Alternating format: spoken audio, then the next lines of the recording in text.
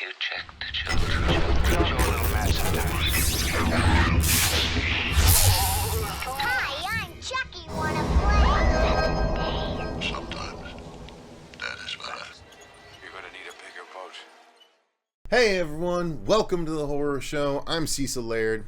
And you got Jaime and Fuego, yeah. And we are here to review a brand new horror movie that in fact has not come out yet. By the time you guys are seeing this review, we're able to get this up about a week early, if not 8 days early. And we're, well, at least I am excited to discuss this movie. I feel like theatrical horror releases have been a little subpar this year overall. So I am excited to finally discuss one that pleased me, that satisfied me, that made me happy, that made me intrigued, that didn't overstay its welcome, and we will get into it. But we are going to be talking about The Black Phone. Yes, indeed. And shout out to Son of the King, Joe Hill, and getting another adaptation, which, I mean, even if I had a few issues with this film, it's based on a very brief short story of his that's only like 20 pages, but nonetheless, this film Hill, is based on a 20-page short story. That's crazy to me. Yeah, and I've said, even Robert and I were talking about this recently, where it was like, yeah, when you have a short and you're trying to expand it into a feature, sometimes that's easier as opposed to the condensing process. I mean, I'm just happy to see anything Joe, get put on the screen, whether it's Lock and Key or Nosferatu. Yeah, man, I mean, it just opens. Why have we not gotten Heart-shaped box yet? That was what when Scott Derrickson, the director of Sinister, Exorcism of Emily Rose, the first Doctor Strange film, when it was first announced he was making a Joe Hill movie, I remember you and I talking a few years back. We're like, please let it be Heart-shaped box. And I thought this was a peculiar choice, but more so based on just the length of the story and that they would most definitely have to do a pretty hefty expansion process to turn it over into a feature. Honestly, though, as I was watching it, when I created the sentence-long log line in my head for the film, I was like, we haven't seen this before. This is such a Stephen King story, except, and I swear to God, this is the way that I describe Joe Hill so often, it seems like. It's a Stephen King feel with a satisfying ending almost every time. Well, and often, and I mean, you can tell that he takes a lot of cues from his pops, which, 100%. which is understandable. But I love it. He takes all the often, best cues from him. Yeah, and his stuff is often meaner, which I give him a lot of credit. Yeah, darker.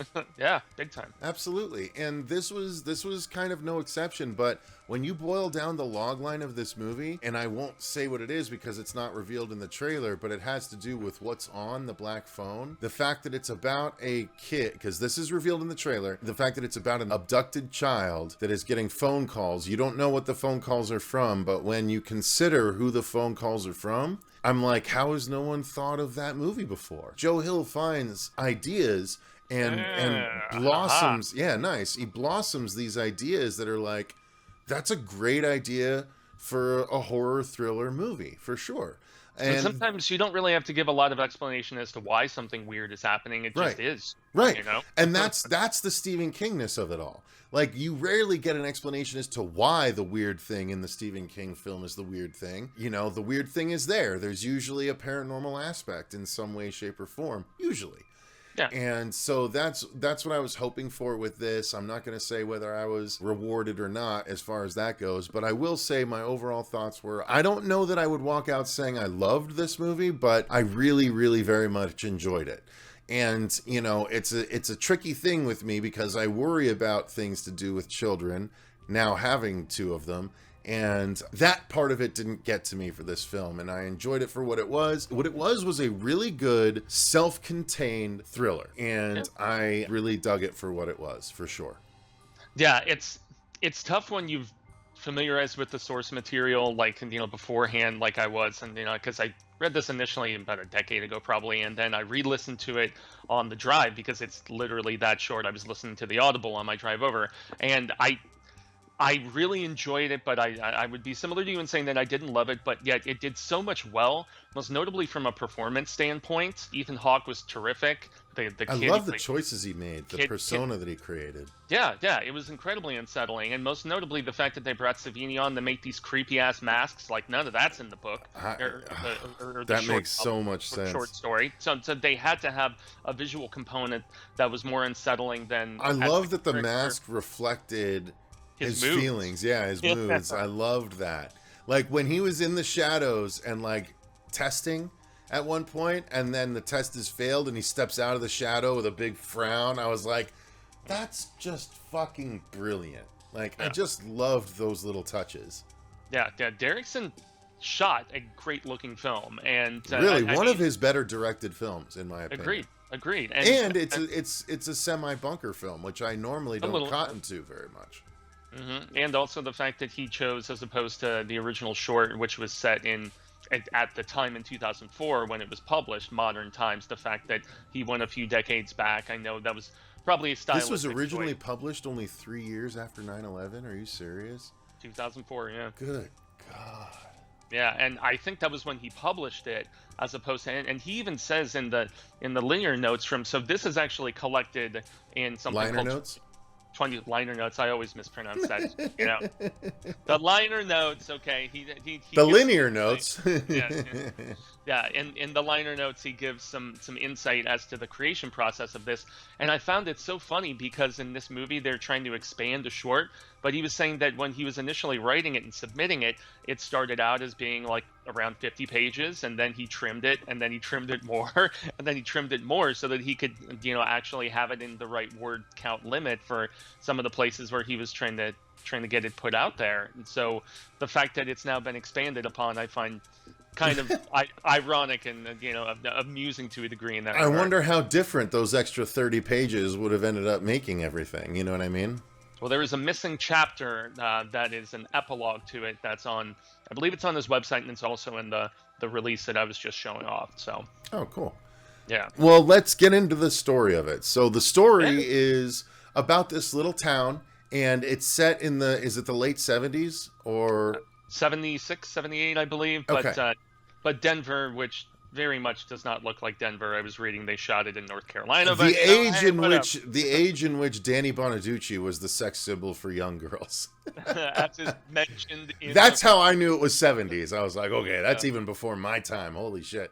Yeah. Yes, so it's in this time, and it's set in this little town where there has been a series of disappearances. Children have been disappearing, and the person doing the disappearing of the children has been dubbed by the people and press as the grabber. The film starts off with our main character and his friends and some people around him in his school who end up falling victim to the grabber, and then ultimately, as you see in the trailer, he becomes a victim of the grabber himself, and he is put into a cell where there is nothing for him except a mattress and a disconnected old black rotary phone on the wall, which suddenly starts ringing even though it's not connected. And that's the crux of the story. Can he escape? What's going on with the black phone? Who's calling him? Why is it ringing if it's disconnected? And what's the deal with the grabber himself? That's the long and short of the story. And I gotta say, Joe Hill knows his way around pacing. I mean, again, obviously it was a 20-page story, so I you know what? Let me roll that back. Scott Derrickson. He didn't script Scott it. Yeah, Derrickson. It was Derrickson and his buddy, Right. who I know he's worked with before, C. Robert Cargill, who he co-wrote. Oh yeah. I follow him on Twitter actually. But so they know how to pace a story, especially if they turned a 20-page story into a full-length feature, because this was very well paced. I never really got bored. You know, it was jumping between two stories, and you understand why when it's happening, because there's the boy and then there's the people trying to find the boy. It's pretty simple stuff. But I mean, I really loved how the story played out. I really did. These kinds of movies, these bunker movies, to me, largely end up being judged by the finale. And is it a satisfying finale? This was so satisfying. Often by the acting for me too, because I was Well, just right, rewatching right. 10 Cloverfield Lane recently, and I'm like, that Perfect film ex- succeeds yes. because of how stellar the performances are. 100% right. Yeah, Yeah. no, well, I'm sorry, I didn't mean to cut you off. Oh, I'm you're agreeing good. with you, yeah. Because, yeah, I mean, when you are limited to one location, the acting has to sell your story, and this not only does, but I was interested in the story. We weren't locked in this one location. That's one of the nice things about it. The B story took us out of the location on a regular basis, but I gotta say, the story was so pleasing to me when the third act was happening, and especially the very end. I was like, this is just pleasing. Like, as an audience member, this is just a good watch. You know, just to counterbalance a little bit with some of the expansion, like, because this was such a simple yet brilliant premise by Joe Hill that Truly. these guys were tasked with trying to expand upon.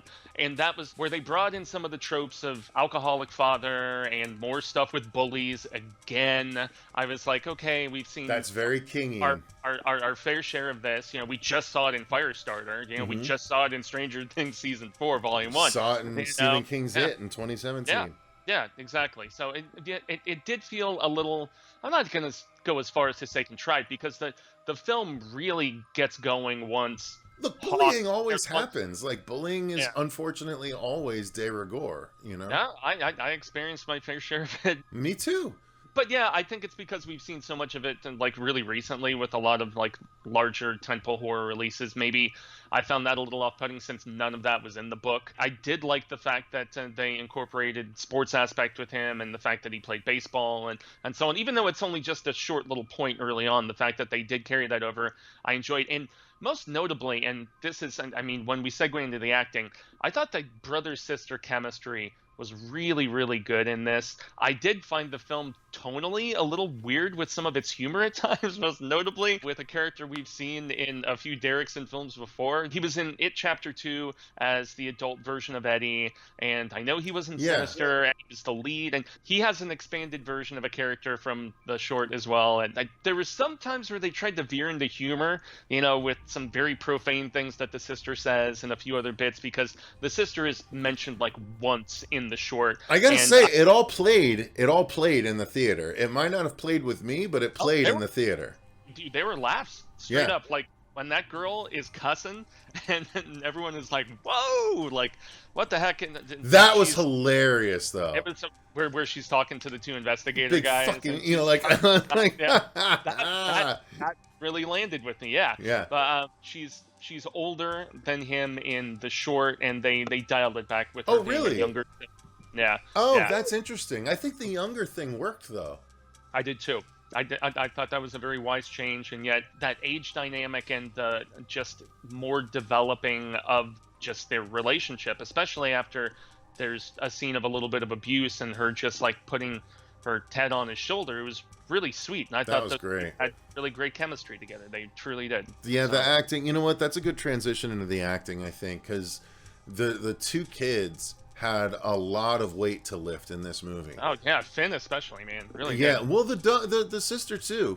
She had a lot of weight to carry, especially one particular scene that she had to go through.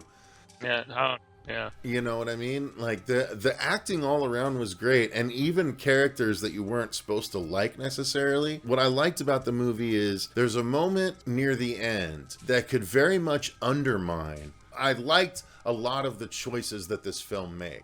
You know what I mean? Without spoiling things. Yeah, and then, I mean, how can you not mention Ethan Hawke and his turn in this, and just He had so many mannerisms. Sorry, I don't want to creepiness. cut you off. Oh yeah, just the nuance of his creepiness, especially, and as you pointed out earlier, the fact that it was reflected in these two-piece masks that Savini designed that I know we'll get to, and they implied the sexual murderous nastiness, and yet I'm actually kind of relieved that they didn't like, I thought they were going to explore it more, and it's really only hinted at in a few things that he says to him, where he's like, you know, it's nothing that, you know, you won't want to do or whatever, and then that's right from the short story as well. And so it was all implied as opposed to gratuitously shown, and that's where I appreciated the fact that it relied more on the psychological horror aspect as opposed to trying to be really graphically shocking with, and especially with some of the flashback bits that we get where you see the other victims being taken. You know, it was more unsettling and implied as opposed to just really graphically shown. And sometimes you need to get really graphic and show it. Other times it works very well when you don't have to, because it's already that unsettling. So yeah, I mean, this is just a really genuinely well-made film, and you know, the acting, like we said, is great across the board. The film is made so well. Like, there's so many shots. And there's some trope stuff that you anticipate going one way, but he sort of subverts your expectations. There's one scene where a character is trying to do something very tense in the foreground, and the background is blurred, and you kind of know what's in the background, and it's, you know, it's one of those things where it's like akin to the scene where the killer is driving a victim, and they get into a wreck, and then the victim has to crawl out of the car across the victim's lap.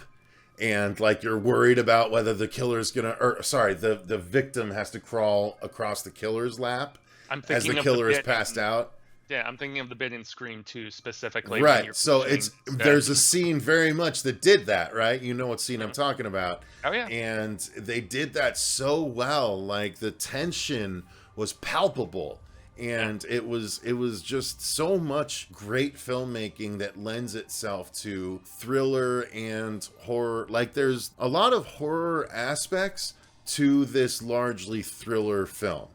Mm-hmm. That's what I really liked about it. It wasn't expressly a horror film, but there are definitely a lot of horror aspects, and to what I would unfortunately have to consider jump scares, but very effective as far as scares go.